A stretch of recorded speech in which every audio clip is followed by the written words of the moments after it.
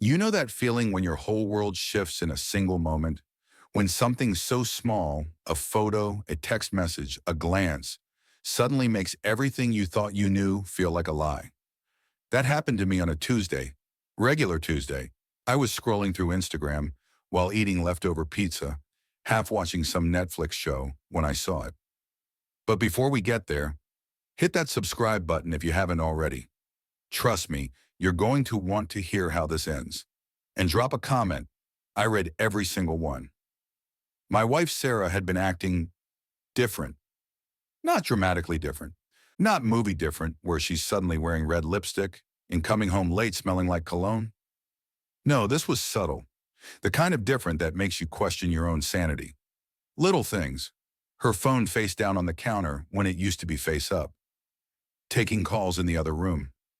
That weird pause when I'd ask about her day, like she was remembering a script. I'm going to Jessica's bachelorette party this weekend, she'd said that Friday morning, pouring coffee into her travel mug. You know how crazy those girls get. I did know. I'd heard the stories. Jessica and her crew were intense. Wine tastings that turned into full-blown wine battles. Karaoke sessions that lasted until 3 a.m. The kind of chaos that resulted in blurry group photos and legendary hangovers. Have fun, I'd said, kissing her forehead. Don't do anything I wouldn't do. She'd laughed, but it felt hollow, like she was laughing at the wrong joke. So there I was, Tuesday night, mindlessly scrolling. And then I saw my buddy Mike's Instagram story. Mike from college. Mike who lives in Portland, 3 states away from Jessica's supposed bachelorette party in Denver. The photo was innocent enough. Mike at some trendy rooftop bar, cocktail in hand, big smile. Portland nightlife hits different, the caption read. But in the background, in the corner of that photo, barely visible, Sarah, my wife, laughing with her head thrown back, sitting across from a man I'd never seen before. A man who was definitely not one of Jessica's girlfriends.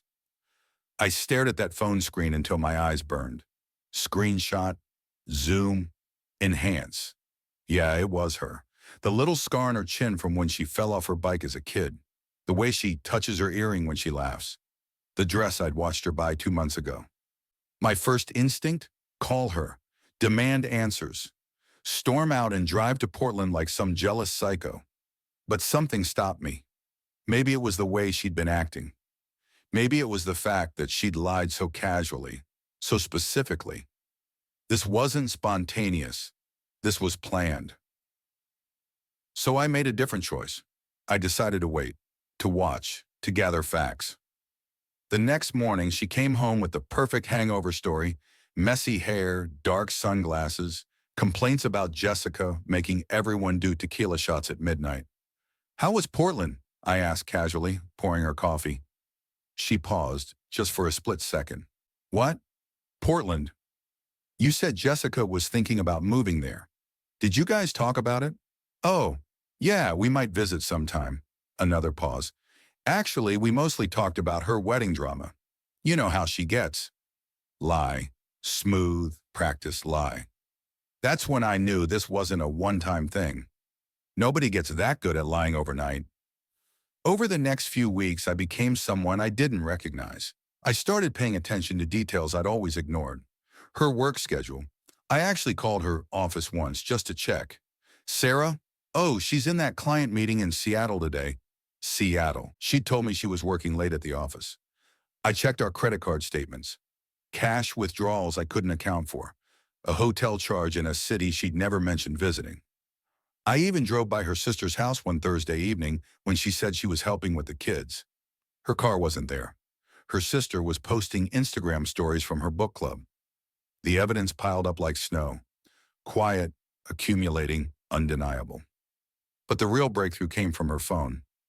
Not hacking, I'm not that guy. But Sarah had a habit of leaving her phone on the bathroom counter when she showered. And one morning a text came through while she was in there. Can't wait to see you this weekend. Same place? From Brandon Work. Brandon Work. Not just Brandon. Brandon Work. Like she'd deliberately disguised the contact to seem professional. I memorized that number. Looked it up later. Brandon Reeves, marketing consultant, divorced, lived in Portland. Everything clicked into place with this sickening clarity. The weekend trips, the mysterious phone calls, even the way she'd been criticizing little things about me lately. My job, my friends, the way I loaded the dishwasher. Classic deflection behavior. But I still didn't confront her. You know why? Because I realized something terrifying. I didn't know how deep this went, how long it had been happening, how many lies I'd been living with. And honestly, part of me was curious to see how far she'd take it. The final test came when she announced another girls' trip. Emma's birthday, she said, showing me some resort website on her phone. She booked this amazing spa weekend in Scottsdale. All the girls are going. I nodded, smiled, told her it sounded amazing. Then I did something I never thought I'd do, or I hired a private investigator. Not some shady PI from a movie, a professional woman named Janet who specialized in infidelity cases. She was surprisingly compassionate about the whole thing. Most people wait too long to get answers, she told me. You're smart to document everything. Document everything. That phrase stuck with me. Janet's report came back 3 days into Sarah's spa weekend. Photos, hotel records, credit card receipts. Sarah wasn't in Scottsdale. She was in Portland, at the same hotel she'd been visiting for the past 8 months, with Brandon. But here's the part that broke me. The investigator had talked to the hotel staff. This wasn't just an affair. Sarah had been telling people she was separated, had been introducing Brandon as her boyfriend to strangers, had even looked at apartments in Portland with him. She wasn't just cheating, she was building an entire alternate life. When she came home Sunday night, glowing and relaxed, telling me stories about spa treatments and girl talk, I almost admired the performance. She was good, really good. How was the spa? I asked. Amazing. We should go sometime. Just the two of us. She kissed my cheek. I missed you. The audacity was breathtaking. That night, while she slept next to me, I made a decision. I wasn't going to confront her privately. I wasn't going to give her a chance to spin this, to manipulate the narrative, to make me the bad guy somehow. I was going to expose the truth, publicly, completely. You see, I'd started a YouTube channel a few months earlier. Nothing big, just me talking about work, life, random thoughts. Maybe 50 subscribers, mostly friends and family. But I had a platform, and I had evidence. So I planned it out, carefully, methodically. I told Sarah I was thinking about doing a couples quanda video for my channel. She loved the idea, probably saw it as another opportunity to perform, to play the devoted wife for the camera. We could talk about how we keep our relationship strong, she suggested. All the trust and communication that makes us work. Trust and communication. I actually laughed. The day of filming, I set up the camera in our living room. Professional lighting, good audio. I wanted this to look legitimate. Sarah had dressed up for it, done her hair. She was excited to be on camera, to present this perfect image of our perfect marriage. Ready? I asked, hitting record. Ready, she smiled. For the first 10 minutes, it was exactly what she expected. Softball questions about how we met, our favorite things about each other, advice for other couples. She was charming. Funny. The woman I'd fallen in love with 5 years ago. Then I shifted gears. Let's talk about trust, I said, looking directly at the camera instead of at her. How important is honesty in a relationship? Oh, it's everything, Sarah said, leaning forward earnestly. Without trust, you don't have anything. Right, honey? Absolutely, I agreed. So, Sarah, when you went to Jessica's bachelorette party 3 weeks ago, that was in Denver, right? A tiny flicker in her eyes. Yes, Denver. And last weekend, you were at Emma's birthday spa weekend in Scottsdale. Right, it was amazing. I pulled out my phone.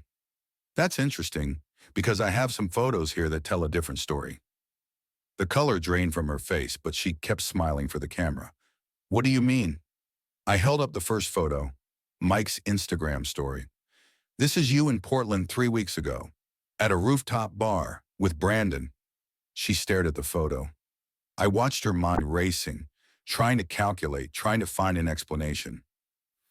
And this, I continued, showing another photo from the investigator's report, is you checking into the Marriott in Portland last Friday, also with Brandon. The smile finally cracked.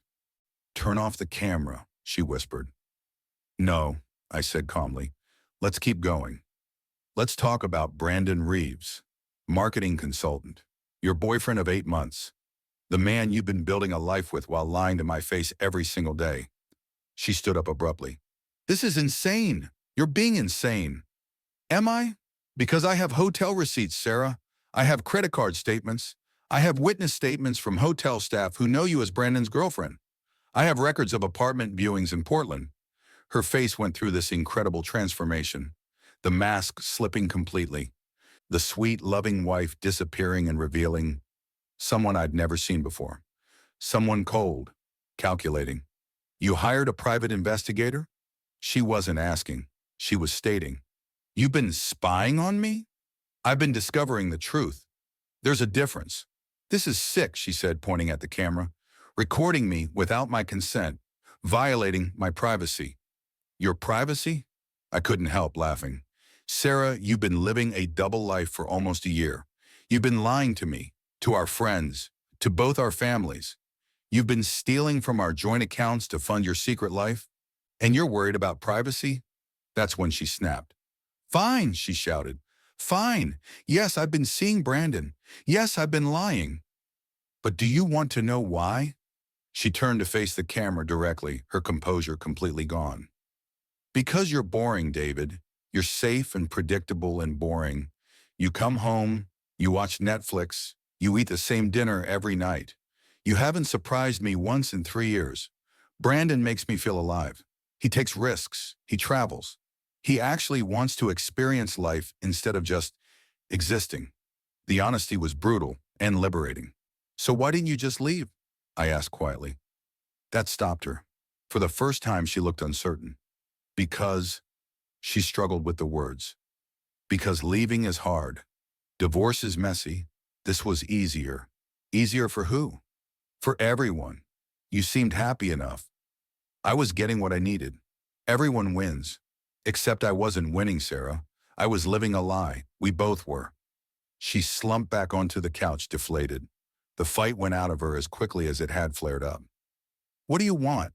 she asked finally. "I want you to pack your things. I want you to call Brandon and tell him you're coming to Portland permanently.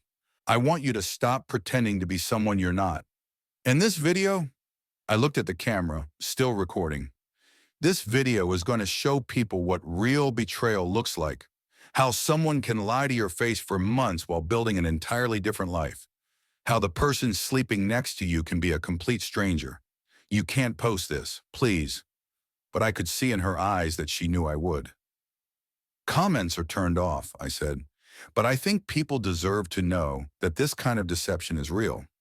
That it happens to regular people in regular marriages. That sometimes the person you trust most in the world is the person you should trust least." Sarah left that night, took 2 suitcases and her laptop, said she'd be back for the rest later. She never came back. I posted the video 3 days later. It went viral in a way I never expected. 2 million views in the first week. Comments pouring in from people sharing their own stories of betrayal, of discovery, of that moment when everything you thought you knew turned out to be a lie. But the most surprising response came from a woman named Lisa, who commented, "Your wife sounds exactly like my ex-husband.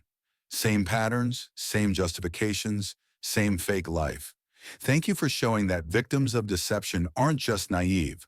Sometimes even smart, observant people get fooled by experts." Experts. That's what Sarah was, an expert at deception, at compartmentalization, at living multiple lives simultaneously. 6 months later, I found out she'd done this before. Her previous relationship ended the same way. Gradual withdrawal, secret affair, double life. I wasn't her first victim. I probably won't be her last. Brandon, by the way, reached out to me after the video went viral. Turns out Sarah had told him we were separated too. He'd been living his own version of a lie. We actually grabbed coffee when he was in town. Weird situation. but he's a decent guy who got manipulated just like I did. The divorce was finalized last month. Sarah never contested anything, didn't ask for alimony, didn't fight over assets. I think she just wanted it over quickly, quietly. My YouTube channel now has over 200,000 subscribers. Turns out there's a whole community of people who've experienced betrayal on this level. People who understand that the deepest cuts come from those closest to you. I still live in the same house, still eat leftover pizza on Tuesday nights, still watch Netflix.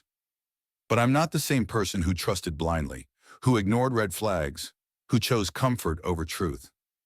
I'm someone who knows that love without honesty isn't love at all. It's just performance art. And I'm someone who learned that sometimes the most loving thing you can do, for yourself and for others, is to stop enabling someone else's lies.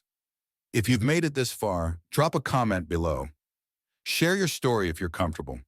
Sometimes knowing you're not alone in experiencing this kind of betrayal makes all the difference. And remember, trust your instincts. That feeling that something's wrong, it usually is. Don't forget to subscribe if this story resonated with you. There's more where this came from, unfortunately, but at least we can face the truth together. Thanks for listening. Thanks for caring. Thanks for reminding me that authentic connection is still possible, even after everything falls apart. The photo that changed everything turned out to be the photo that saved me. Sometimes the worst thing that happens to you is also the best thing that could have happened. You just have to be brave enough to see the difference.